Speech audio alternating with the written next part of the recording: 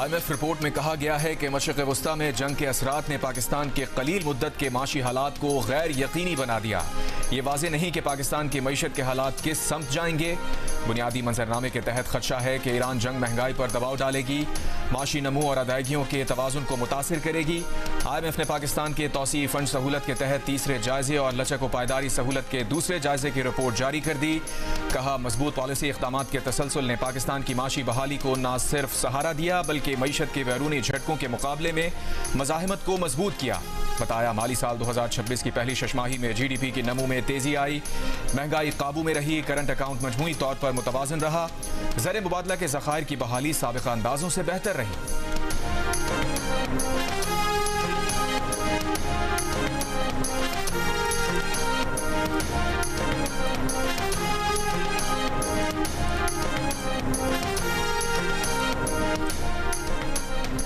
Saudi अरब की मशरिक़ वस्ता ममालिक और ईरान के दरमियान अदम जारियत से मुतालिक मुआहदे की तजवीज़ पर इत्तेहादी ममालिक से बातचीत।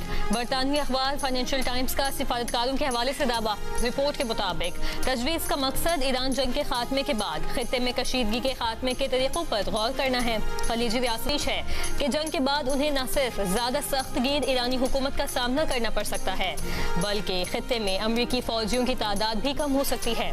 कई यूरोपीय ममालिक और यूरोपीय यूनियन के इदारों की सऊदी तजवीज़ की हिमायत। खलीजी ममालिक पर भी तजवीज़ की हिमायत पर जोर। दो मगरबी सिफारतकारों का कहना है कि रियाज 1970 की दिहाई की हेल्सिंकी अमल को मुमकिन मॉडल के तौर पर देख रहा है, जिसने सर्द जंग के दौरान यूरोप में कशीदगी कम करने में किरदार अदा किया था।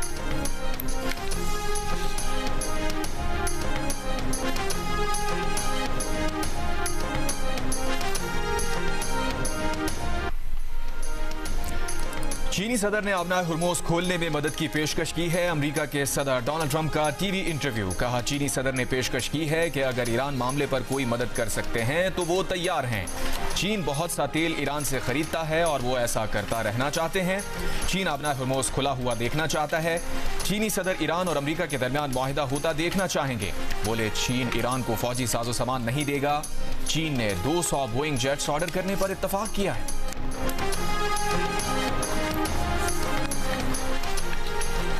चीन के सदर शी जिनपिंग की अमेरिका को एक बार फिर शराकतदारी की पेशकश। दो तरफा एहतराम पर मबनी ताल्लुकात को अमेरिका और चीन के दरमियान अहम करार दे दिया। बीजिंग के ग्रेट हॉल ऑफ पीपल में अमेरिकी सदर डोनाल्ड ट्रंप के एजाज में शायरी से खिताब के दौरान कहा, अमेरिका और चीन दो अजीम कौमें हैं। चीन और अमेरिका को हरीफ नहीं, पार्टनर्स होना चाहिए। अमेरिका को दोबारा अजीम बनाने का सदर ट्रंप का स्लोगन चीनी तरक्की के साथ हम आहंग है। चीन के सदर ने ताइवान के मामले पर अमेरिका को एहतियात का मशवरा भी दे दिया। खबरदार कर दिया कि अगर उसे दुरुस्त तरीके से हल न किया तो दोनों मुल्कों के दरमियान झड़पें और तसादुम भी हो सकता है। तर्जुमान चीनी वज़ारत ख़ारिजा ने कहा कि चीन अमेरिका ताल्लुकात के लिए तामीरी स्ट्रेटेजिक इस्तेहकाम की नई सिमत पर इत्तफाक हुआ है। नई सिमत आइंदा 3 बरस और आगे के लिए दो तरफा ताल्लुकात की रहनुमाई करेगी।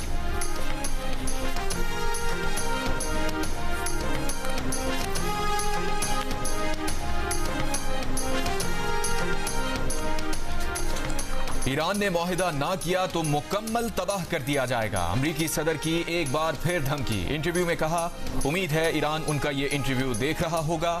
अमरीका जानता है ईरान ने ज़ेरे ज़मीन से कुछ मिसाइल निकाले हैं, लेकिन ये सब एक ही दिन में तबाह कर दिए जाएंगे। ईरान की सरजमीन से अफजुदा यूरेनियम वापस लेने से मुताल्लिक सवाल पर ट्रंप ने कहा, उनके ख्याल में ये ज़रूरी नहीं है सिवाय अवामी ताल्लुकात के नुक्ता नज़र से।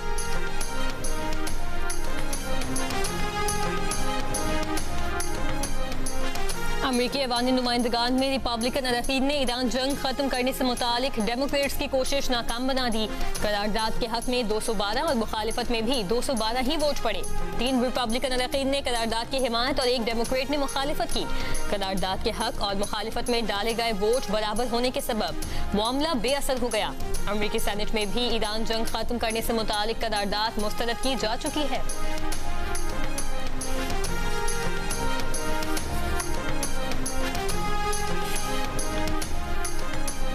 ईरान के वजीर खारजा अब्बास अरागची का कहना है कि ईरान के मसले का कोई फौजी हल नहीं। ईरान वतन के दिफा के लिए लड़ने के लिए तैयार है, लेकिन सफारतकारी के तहफ़्फ़ुज़ और फ़रोग़ के लिए भी आमादा है। ईरानी कौम अमन पसंद है, जंग नहीं चाहती। दिल्ली में ब्रिक्स वज़ीर खारजा इजलास में ईरानी वज़ीर खारजा का ब्रिक्स ममालिक और आलमी बरादरी से अमरीका और इसराइल की ईरान के खिलाफ गैर कानूनी जारहत की खुलकर मजम्मत करने का मुतालबा। कहा वक्त आ गया है कि अमरीका की गुंडागर्दी को तारीख के कूड़ेदान में फेंक दिया जाए। ईरान के नुक्ता नज़र से आबनाए हुर्मुज़ तमाम तिजारती जहाज़ों के लिए खुली है। जहाज़ों को ईरानी बहरी अफवाज के साथ ताउन करना होगा।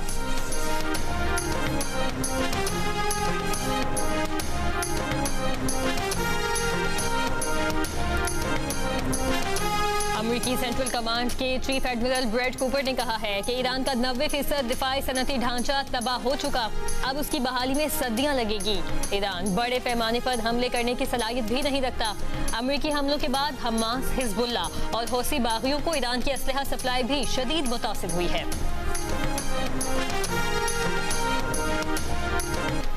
वज़ीर आज़म शहबाज शरीफ का कहना है कि पाकिस्तान के एटमी असासे जारहत के बजाय पाकिस्तान के दिफा के लिए हैं। दुनिया पाकिस्तान को एक जिम्मेदार एटमी क़ुव्वत के तौर पर जानती है। एटमी ताकत के बाद पाकिस्तान को अब माशी ताकत बनाना है। वफाकी काबीना के इजलास में गुफ्तगू, बोले हर सूरत में चैलेंजेस का मुकाबला करना है। In the context of constitutional amendment, कि मज़ीद constitutional amendment वज़ीर आज़म साहब या उनका लॉ मिनिस्टर या कोई और लाने चाहते हैं, वो उस दिन से लेके अभी तक हमारा बात नहीं हुआ। कल का मुझे नहीं पता कि वो फिर से आएंगे, लेकिन अभी ऐसी कोई बात। हुकूमत से नई आईनी तरमीम पर अभी कोई बात नहीं हुई, कल का इल्म नहीं। पीपल्स पार्टी की हिमायत के बगैर आईनी तरमीम या बजट मंजूर नहीं करवाया जा सकता। चेयरमैन पीपल्स पार्टी बिलावल भुट्टो जरदारी की सहाफियों से बातचीत, कहा भारत से जंग के बाद हुकूमत ने उन्हें गैर मुल्की दौरा करने वाले वफ्द का कायद बनाया था, लेकिन ईरान अमेरिका मुज़ाकरात में शिरकत के लिए हुकूमत ने दावत नहीं दी। इस दौरान किसी इस्तकबाल में उनकी शिरकत बनती ही नहीं थी। अगर कोई मुआहिदा हो जाता तो यकीनन सदर और वज़ीर आज़म उन्हें भी दावत देते। वज़ीर आज़म ने सूबों से दरख्वास्त की है कि महंगाई के खात्मे में विफाक की मदद करें। अवाम पर महंगाई के बम गिर रहे हैं, विफाक से मिलकर महंगाई का मुकाबला करने की कोशिश करेंगे। बिलावल भुट्टो एक रोजा दौरे पर आज कोयटा जाएंगे।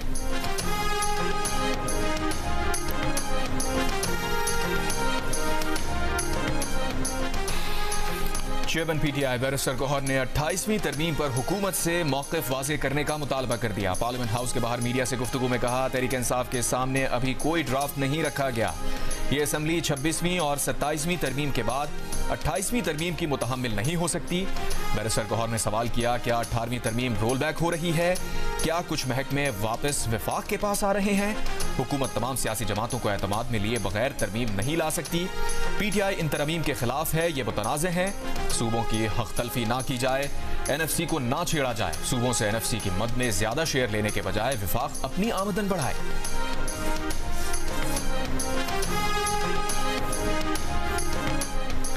JUI के सरबराह मौलाना फजलुर रहमान ने कहा है कि पाकिस्तान और सऊदी अरब के दरमियान दिफाई मुआहिदा हुआ तो उन्होंने उसकी गैर मशरूत हिमायत की। जमीयत का मंशूर है कि इस्लामी ब्लॉक वजूद में आए।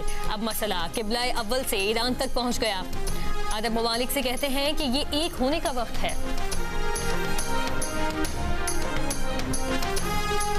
हुक्मरान अवाम के मसाइल हल नहीं करना चाहते बल्कि अपने वसाइल बढ़ाना चाहते हैं। साबिक वज़ीर आज़म शाहिद खाकान अब्बासी की मुल्तान में मीडिया से गुफ्तगू, बोले इस वक्त मुल्क की तीनों बड़ी पार्टीज इख्तिदार में हैं।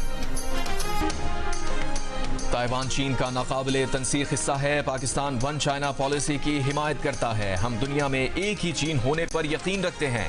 तर्जुमान दफ्तर खारजा की ब्रीफिंग, कहा अमरीका और चीन में राबतों को देख रहे हैं। चीनी वज़ीर खारजा वांग यी ने पाकिस्तान के सफारती किरदार की मुकम्मल हिमायत की। तर्जुमान का कहना था, अमरीका ईरान अमन अमल अभी तक जारी है, पाकिस्तान इसमें इंगेज और पुरुमीद है। UAE से पाकिस्तानियों की डिपोर्टेशन से मुताल्लिक़ आदाद शुमार मुबालगा आमेज हैं। खलीजी और बरादर ममालिक के साथ दिफाई ताल्लुकात अपने अंदरूनी अवामिल और तवील मुद्दती पॉलिसी पर मबनी है।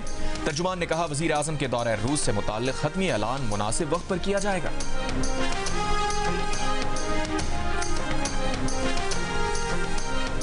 तर्जुमान दफ्तर खारजा का कहना है कि भारत में अब मुज़ाकरात की बातें करने वाली आवाज़ें मुस्बत पेशरफ्त हैं। इन आवाज़ों पर भारतीय हुकूमत के मुस्बत रद्द-ए-अमल के मुंतज़िर हैं। ट्रैक 2 या बैकडोर राबतों का इल्म नहीं है। गुज़श्ता रोज भारतीय इंतहा पसंद जमात RSS ने पाकिस्तान से मुज़ाकरात का इशारा दिया था। RSS के जनरल सेक्रेटरी दातिया होसाबाली का कहना था कि भारत को हमेशा पाकिस्तान से मुज़ाकरात के लिए तैयार रहना चाहिए, दरवाजे बंद नहीं करने चाहिए।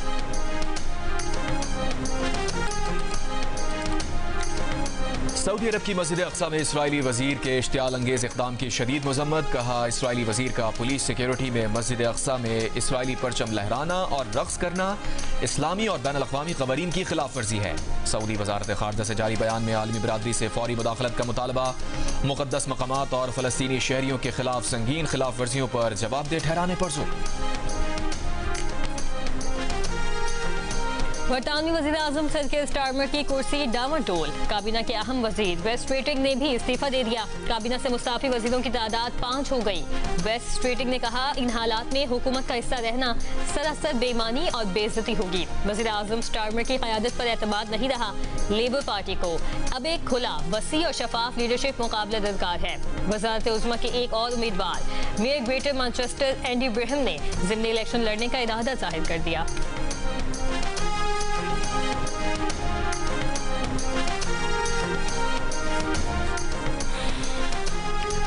अमरीकी महकमा इंसाफ की भारतीय अरबपति गौतम अडानी के खिलाफ फ्रॉड का केस खत्म करने की तैयारी। अमरीकी अखबार न्यूयॉर्क टाइम्स का ज़राए के हवाले से कहना है, केस खत्म करने का फैसला गौतम अडानी के वकील की पेशकश के बाद किया गया, जिसमें उन्होंने इस्तगासा को कहा कि अगर वो केस वापस ले ले तो अडानी अमरीका में $10 अरब की सरमायाकारी और 15,000 मुलाजमतें पैदा करने के लिए तैयार हैं। इस्तगासा का कहना है कि सरमायाकारी से गौतम अडानी के खिलाफ फौजदारी मुकदमा खत्म नहीं हो सकेगा, लेकिन मीटिंग में मौजूद महकमा इंसाफ के एक सीनियर एहलकार ने मुस्बत जवाब दिया।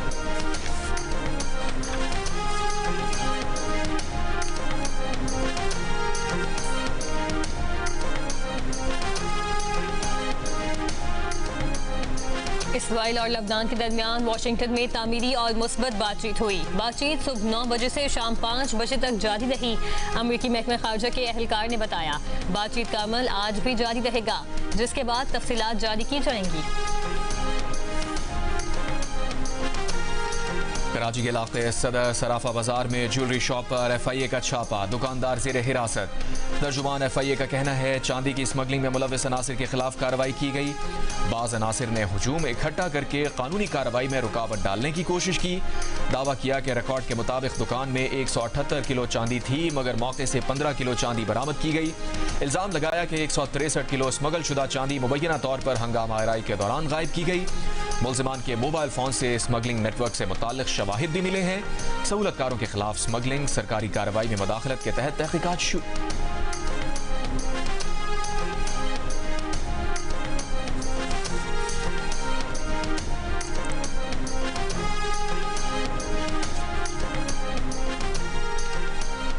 चीन में पेट्रोल की तलब में कमी आ गई। पेट्रोल की खपत में 5.5% कमी रिकॉर्ड। पेट्रोल की खपत में कमी की वजह ईरान जंग के बायस आलमी मंडी में तेल की कीमत में इजाफा और चीनी हुकूमत का पेट्रोल पर चलने वाली गाड़ियों की हौसला शिकनी करना है।